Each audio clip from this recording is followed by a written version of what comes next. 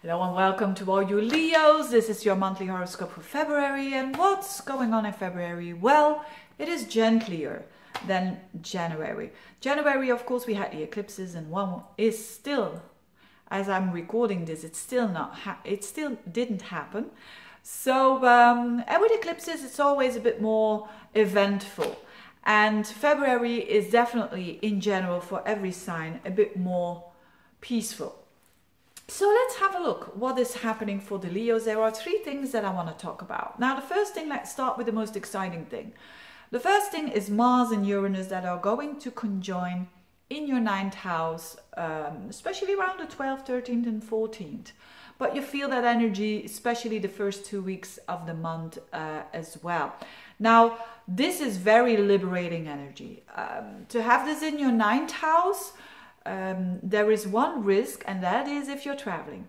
And the risk, what is the risk? That, you know, it could be disturbed by one reason or another. But if you know that, and if you're aware of that, you know, you just take it as it comes, and the surprise can even be a positive one. So take it like that. If you're not traveling, it could have to do with more your vision. There could be a shock in your vision upon life. Like it's drastically changing, for instance. So if you have been like that on a certain level, on a vision, this constellation means that your vision needs to break open a bit more on a helicopter view. So now that you know that, try to investigate what you are not seeing because you're doing this on a certain level. I mean, the 9th house is your vision upon life. So it's not only work or relationship. It has to do with how you look at life. So having this energy in a positive energy with your energy, because Leo and Aries is both fire sign, it means that there can be a very much like an insight that you're having that, okay, that was the missing piece. And because of that insight, you do things differently. You change your point of view drastically. So it means that it has to. So there's something about your perception that is too strict, that needs to be changed. So be open for that. Be open for that. Another thing that is going on is Venus, Saturn, and Pluto in your 6th house. Now, 6th house is mostly, it is either work or either health, or both.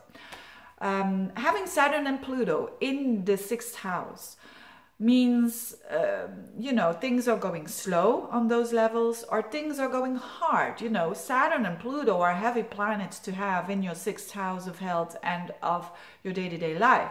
So it might seem that your day-to-day routines, you know, you really have to be quite strict to do them in order for you to stay healthy, to stay awake and I mean, not on a physical level, but on a mental level when it comes to your work. Now, having Venus there conjoining is a soothing energy.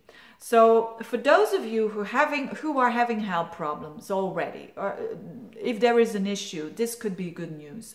This means that there is soothing energy coming in, whether it is by some new therapy that can help, but definitely something that will ease. And Venus in the 6th house is therefore very good energy. If you're saying, Veerle, no, I'm not having any issue problems, then it has to do with your work. That there is, if it has been tough lately, there is more diplomacy on the work level. There is more gentleness. You could have help from a colleague, probably female or even male, but being very gentle with you and helping you out. But very serious. It's all very serious. It's not fluffy and floating all around. This energy is very serious, very committed energy. So that's very good. If that is not the case, it might be even concerning a pet that you have, that maybe you just bought a new pet, and it was a bit of a rough time with disciplining the pet. Now with Venus coming in this, it becomes easier. Still serious, still you have to be practical and have to be doing the things like the book, because that's Saturn. But you could have more enjoyment there. And last but not least, you're having Mercury in the 8th house and for quite a long time. It's conjoining with Neptune, it's squaring up to Jupiter. It will be there in March as well, going retrograde. So this Mercury in your 8th house is quite important.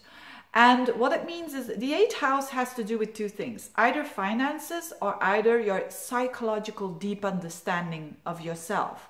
It has to do with transformation. So when there is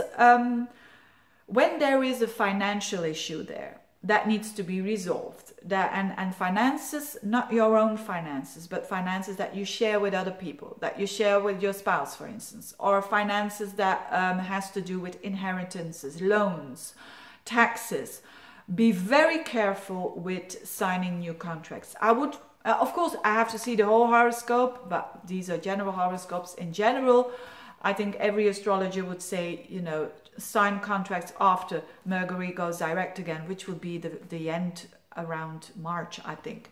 So, but it's a good time to investigate, to look it up, to see more different ways, which is Mercury Neptune. Neptune is about opening up the possibilities. So now is the time to look at that. If you're saying, Veerle, I'm not having anything going on a financial level that I share with other people, and it has to do with maybe having more an interest of studying the occult or studying the metaphysical side of life, having a deeper interest, a more spiritual interest in those things. And that can be amazing because Mercury is passing through that house in such a long way. So it's good for studies on a psychological level, on a deeper level, to understand yourself deeper. This is a fantastic time.